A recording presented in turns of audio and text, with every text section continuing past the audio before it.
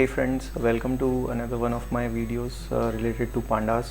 So in this video I wanted to talk about a method called select d types. So basically for a scenario wherein for example, if we have a data frame with multiple columns and specific distinct data types, we may have a requirement wherein we want to convert, for example, all the integer columns to float. So that's where this select d type method can be really useful, and I wanted to demonstrate that how it works. So consider an example, like let's say we have this sample data. It's some random data related to cars. So we just want to first of all check what all columns have integer data type, and then once identified, we will convert all the int type columns into float. So let's see how it's done using the select d types method. Okay, so import pandas as pd and then df pd. I'll use the good old read clipboard method. And then so once let's first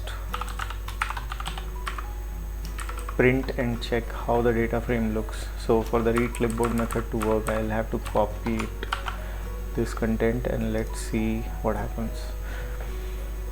Okay, so yeah, so this is how our data frame looks like. So first of all, let's try to identify all the columns which have a data type of int, so or integer type. So for that, I'll create a mask called column.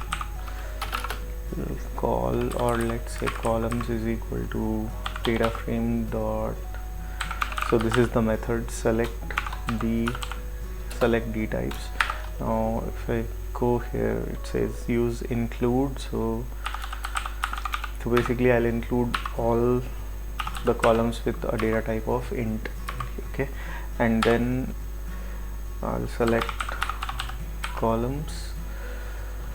Okay, so this is a mask that I've created. Now let's print and see what all columns get printed when I choose this mask. So mask is something like it will select only those columns which have an integer data type.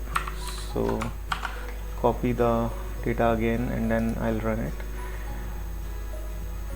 Okay, so now we see all the columns which have integer data type, they got selected. So now let's try to convert them into float. So for that, what we will do is I will basically have to use the same mask, and calls is equal to, and I have to convert them using the as type function. I'll convert them to float. So df call, in fact I'll just copy this and paste this, and then use as type, and then use the data type float. Okay, so and then let's print not only the columns but the entire data frame. Okay, so I'll save this, and then again the same process. I'll copy this source data for the read clipboard method to work, and then let's see what happens. Okay, so now as you can see, our original data frame had all these integer columns, and now all of them have converted to float. So this is really useful if we want to combine or basically convert a set of columns and do not want to alter or touch other columns, because if I don't do it this way, then I will get I cannot convert these string columns into float, and that's why I'll get an error. So this select d types function is very useful in this kind of a scenario. So I hope you'd like the video, and I'll try to come up with some similar videos which point to or basically show the usage of very specific functions which are really useful but not very common or popular. So thanks a lot for watching this video. Thank you.